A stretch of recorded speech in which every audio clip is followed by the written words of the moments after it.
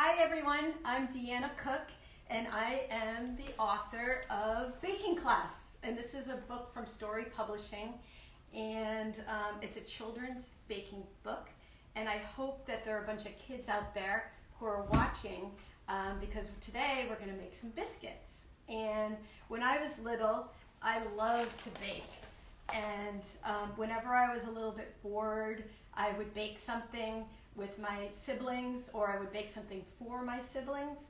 And it just was a fun activity. Plus it was something that you could eat, which is all the best. So today I'm gonna make some biscuits. And what I like about biscuits is that most people have the ingredients for those on hand. And it's a little bit like playing with Play-Doh when you get to shape the biscuit dough. And so we're going to make the biscuits. And all you need is 2 cups of flour. And this is a really good trick if you don't know how to do this. This is how you measure flour. You take a knife like this and you just kind of like slide the knife across to get a perfect measure. See that? Because baking is a little bit like a science where you have to kind of measure precisely. Otherwise it doesn't quite work out, the recipes. So that's 1 cup. And if you're cooking along, just go ahead and get your flour and see if you can practice measuring just like that. See that? And this is a dry measuring cup. And dry measuring cups are great because you can level it off. And you use dry measuring cups for things like flour or sugar or brown sugar or confectionery sugar. And you use these clear liquid measuring cups when you're measuring things like milk, which we're going to use. And if you didn't get a chance to look at the recipe card beforehand, you will need flour, you'll need some baking powder, you'll need some salt and sugar and some butter. So I started, like I said, with 2 cups of flour here, and we put it right in there. And then I'm going to add a tablespoon of baking powder. And this you can also level off. If you can see this, it might be a little hard. And baking powder is great because it's kind of like a little science experiment. When you add it to any kind of baked good, it reacts to the liquid and then it creates little bubbles of air. And that's how, when you open up your baked goods, if they're nice and fluffy and they rise, that's because your baking powder was working. So I'm adding a tablespoon of baking powder here. And I'm also going to add a tablespoon of sugar, because sugar always makes everything taste good. And then a teaspoon of salt. So, and I'm just gonna kind of stir that up together. If you have a whisk, you can do that, or you could just use a fork. I'm just gonna use a fork here and just stir it so that the baking powder is nice and mixed along with the sugar too. And here we go. And then I'm going to add some butter. And I cut the butter already into 8 little tablespoons here. And to cut butter, you can actually follow, you can see here, there's lines all on the butter wrapper. And if you follow those and count out 8, 1, 2, 3, 4, 5, 6, 7, 8, and then cut it up just like that, you're going to add it to your flour and baking powder mixture. So I'm just going to add these little clumps of butter. They're a tablespoon each. Actually, it's not 8, I'm sorry. It is, let's see, I think it's 6. 5. 1, 2, 3, 4, 5. Oh yeah, okay, got a little more than that. Okay, there we go. Yeah, actually I had measured out 5 before. Again, you have to measure carefully. So, but I had measured before. So we had 5 tablespoons in there. Okay, and then I'm going to use this tool. This is called a pastry a knife. Have you ever seen one of these? They're kind of cool. And you just use that to kind of mash away. Here I am, I'm just going to mash away like that. And if you don't have one of these, you can also use just a fork. And I'll show you in a minute how to use the fork. But you kind of want to clump up you want to break up all the pieces of butter so that they get really nicely mixed in. and this will make a very flaky biscuit. So just gonna keep going here, and I'll switch to a fork.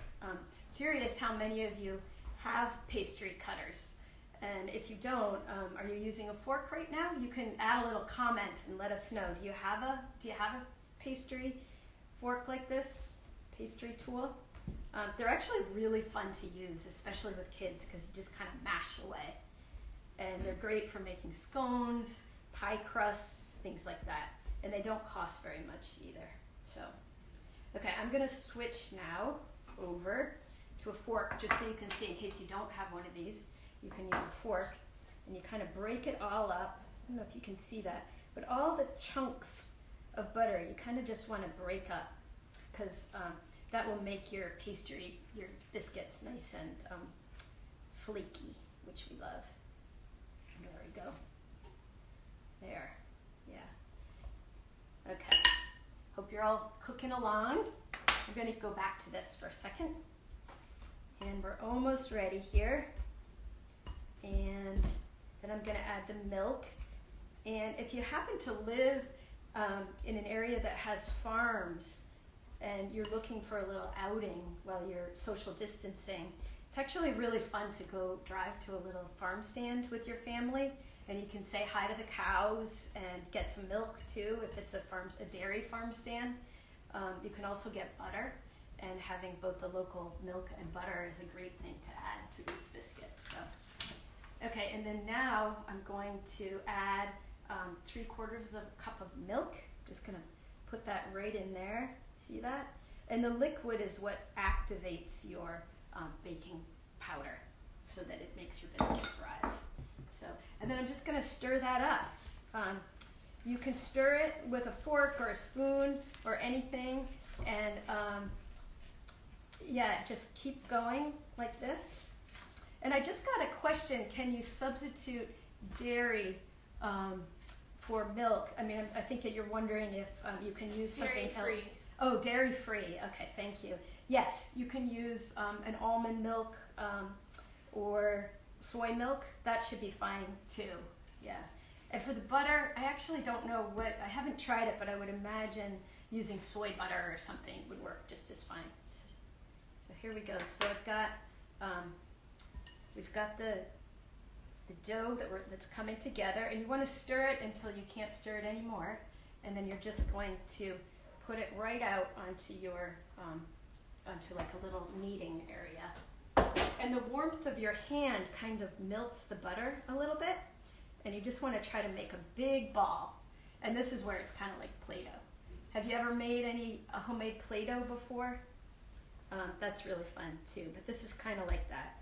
And you just want to kind of pat it until all the little pieces of flour are collected.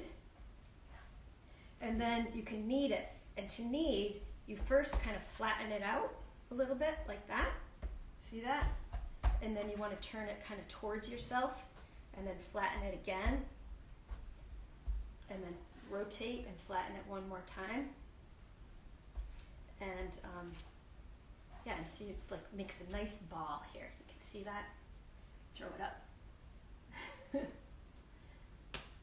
When my kids were little, I used to have them make biscuits a lot. And even having like if you have a toddler at home, or even a baby, like a 12-month-old baby, if you have a high chair, you can set them up to pat the dough and play a little patty cake with that. So that's really fun too. Okay, now I'm just going to take my ball, and I'm going to flatten it to about 1/2 inch. And this is a little trick I sometimes use with my finger to measure 1/2 inch. You could get a ruler, or you can, I'll show you the little finger trick. You can kind of take your finger, and that's typically 1 inch when you bend your finger like that, and you hold it against, and this looks like it's about 1/2 inch, so that looks good. Okay, and then I'm going to use a cookie cutter, and because I love my family, and my family's all stuck at home right now, I'm making heart-shaped biscuits. So I'm just going to cut out the biscuits, and they're really easy, like this. You see the heart? I'm just going to lay it right on an ungreased baking sheet. If you have parchment paper, you can put that down. If you don't, there's enough butter in this that it won't stick to the pan. So there you go. And I'm going to put another one here. Aren't they cute? And you can make it into different shapes. If you have other shaped cookie cutters, you can do a round, or you can do a star. You can also use some of it to kind of make a little snake if you want to. Just kind of rub it like this. And then you can put that on there and make a fun shape. If you have ideas for other shapes, you can let me know. And just going to keep going here. But this is also great if you want to have some fresh bread, but you don't want to take the time to make bread from scratch. Biscuits are very satisfying. You can make them really fast, and they are great to eat with soup. They're great to eat at breakfast with an egg. So once you've cut out those, you're going to have to make another ball like this with the leftovers. See that? And then press it down like that. Ooh, I love shaping and kneading dough. Okay, and then we'll do that. There. In baking class, my book, where this recipe is, the model in the book was actually my nephew. And if you have baking class, you can look on page 50 and 51 and see him. And I'll hold it up in a minute. But he's very cute, and now he's in 2nd grade, and he is trying to keep up with all his homework, but it's a little hard to stay focused. So baking has been a great distraction. If you're watching, Jamil, hi. Okay, that's great. So I cut all these up, and then I'll just make a little blob with this last bit. Put this on, and then I'm going to put this into the oven, which I've preheated to 425. So, and it takes about 12 minutes. See that? Does that look good? I'm just going to go right in there. Okay. We'll set the timer. You always want to remember to set the timer. And also, you don't want to leave the kitchen if you're baking something. It's really easy to decide, oh, I'm just going to go upstairs, or I'm going to leave the room. But you always want to kind of stay in the kitchen, because if for some reason it starts to burn, you want to take it out of the oven, even if the timer hasn't gone up. You just kind of want to be there and keep an eye on things. And use your senses, use your nose to smell it. Sometimes you can tell when something's baked just by smelling it coming out of the oven, in the oven. So I love that. You'll see that if you listen up. So I was just wondering if there were any other questions at all. No questions? So yesterday I did a little school visit, and it was wonderful to do like a virtual school visit. And so some of the kids asked me, how did you decide to write a children's cookbook?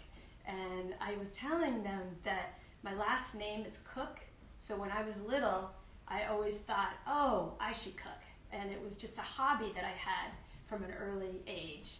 And so when I was older, in college, I studied writing.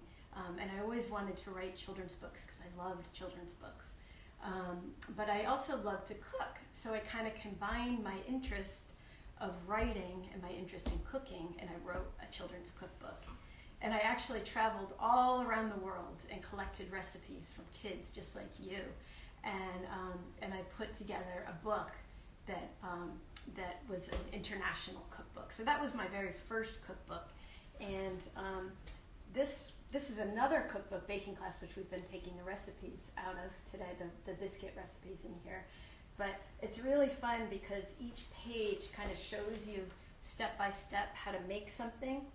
And there's photos. And I had the children just come right into this kitchen where we're doing this FaceTime live. And Maisie has a question. My daughter's helping me here too. So this is another one, macaroons. I'm just going to flip through a little bit so you can see some ideas. This is kind of like how to roll out sugar cookie dough, and that's fun. So every page there's a different recipe. Here's a pizza, and that's a homemade pizza. And this is also a great thing to do when you're kind of stuck at home right now, and you're looking for, you're hungry, but you're also looking for kind of an activity to do. And this is one of my favorite spreads. This is just taking bread dough and kind of shaping it. You could probably do that with biscuit dough too.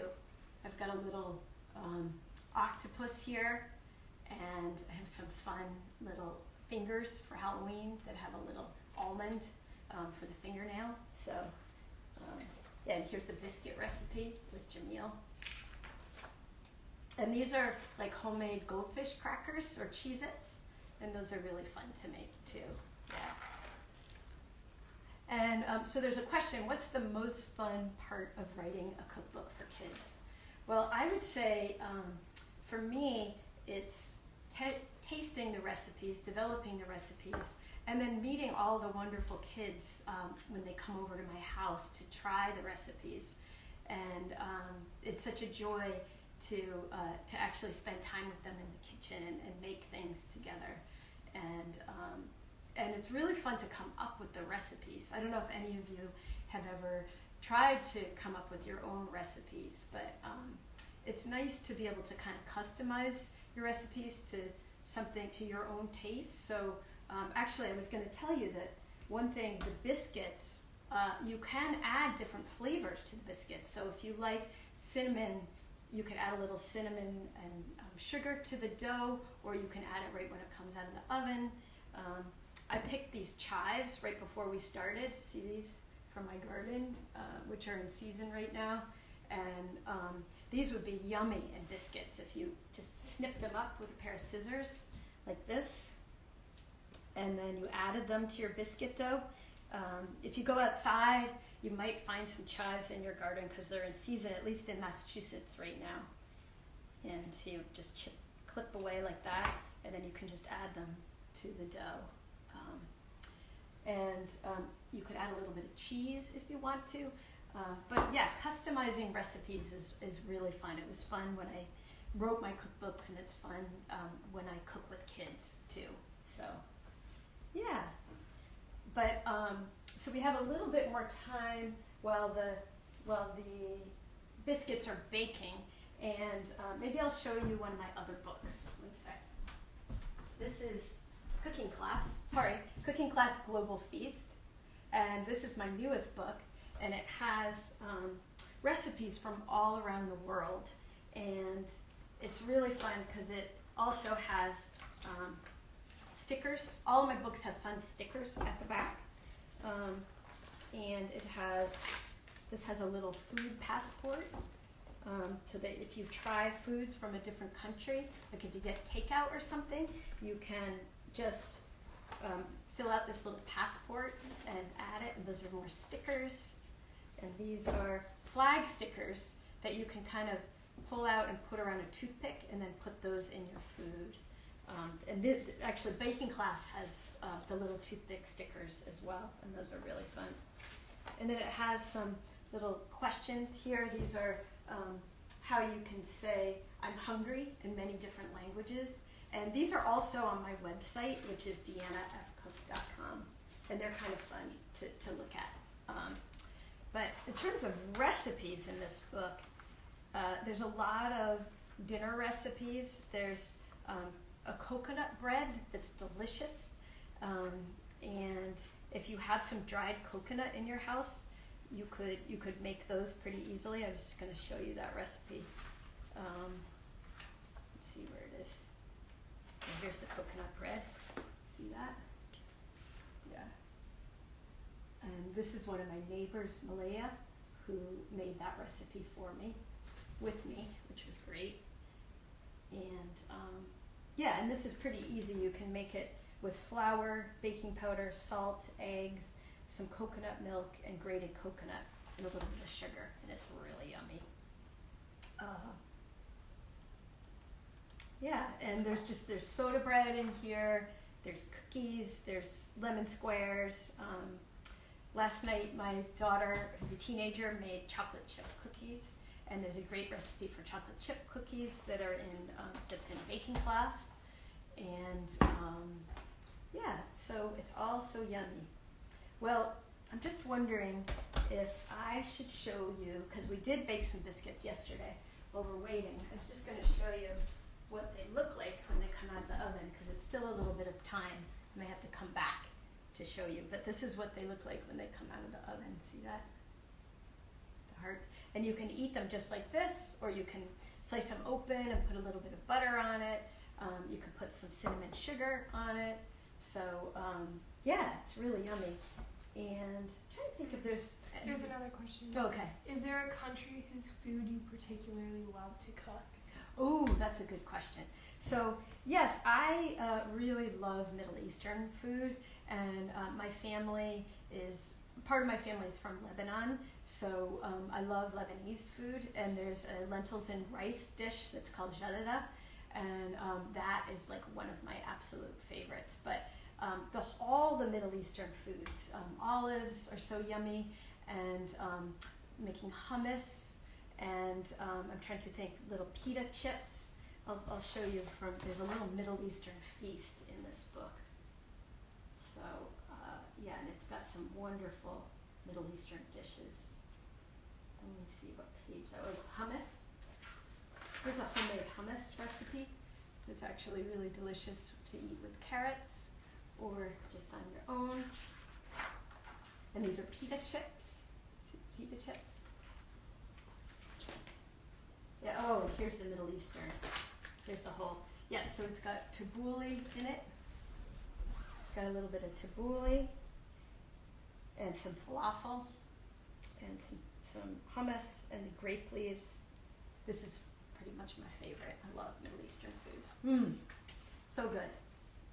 Yeah, I also like Italian a lot, and you can see on the cover there's a caprese salad, which is just fresh mozzarella and tomatoes and basil, and that was my daughter Maisie's one of her favorites, right, Maisie? Mm-hmm. Yeah. Do you have any recipes that you would help my kids try new veggies? Oh, that's a great question. Okay, yeah, I think one of the things that I love to do with kids is to let them kind of play with their foods a little bit. And in cooking class, we have some fruit flours, and we also have a veggie world. I'm just going to try to find it for you. This. And just letting the kids kind of take out a bunch of vegetables and just sort of like use them as an art supply, and let them create broccoli trees or little cauliflower clouds, or there's some birds made out of pepper and a sun made out of pepper. There's also the little radish mushroom there. But actually letting the kids play with their food and make something that's kind of fun to look at, and then dipping it, that's a great way to get kids interested in food. And picky eaters especially.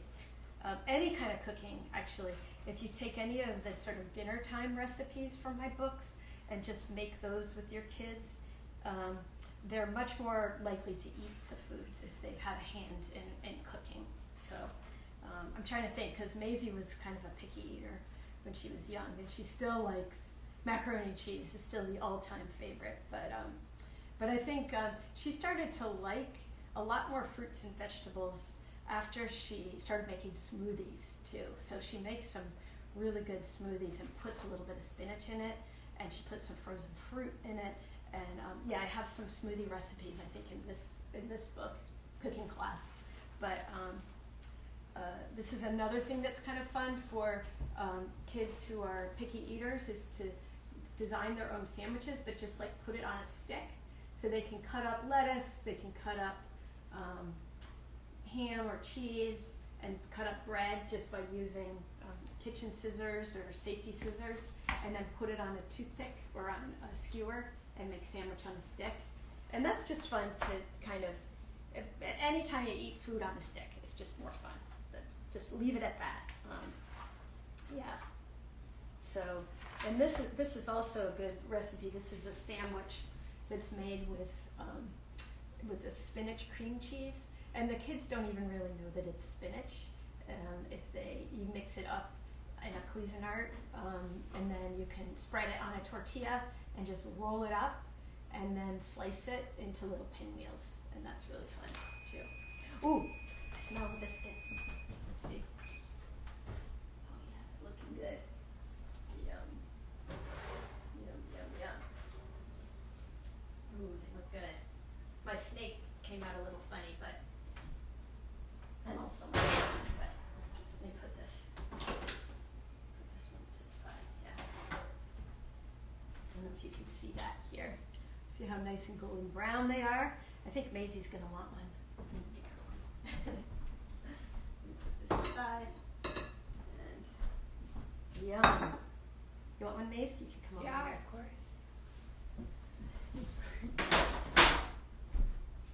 Okay, here we go. Okay. Here's one. Take a bite. This is Maisie. I'm gonna put some butter on it. Put some butter on it. Yum.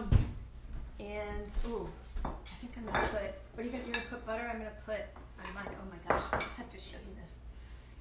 It smells so good. And then it's just kind of, you can see all the layers from when we mashed the butter with the flour. See that? And then it just kind of slices open. You can almost see the steam there. Yum. Are you putting it on top? Yeah. Yeah. Okay. I'm gonna put a little on the inside. Okay. Go ahead. Yeah, and of course I love butter, so I'm gonna put a little extra butter. Yeah. How does it taste? Mmm. Mmm. Really good. Mmm. So yummy. Mmm. Well, thank you so much for joining us today. Thanks for your help, Maisie. Mhm. And if you make biscuits, send me a picture. I would love to see them. And also, I have a website. It's deannafcook.com, and I have lots of fun coloring sheets on it. So, and some recipes. So, please go to my website, and I have a new newsletter too, and follow that. And thank you so much for joining me. Happy cooking.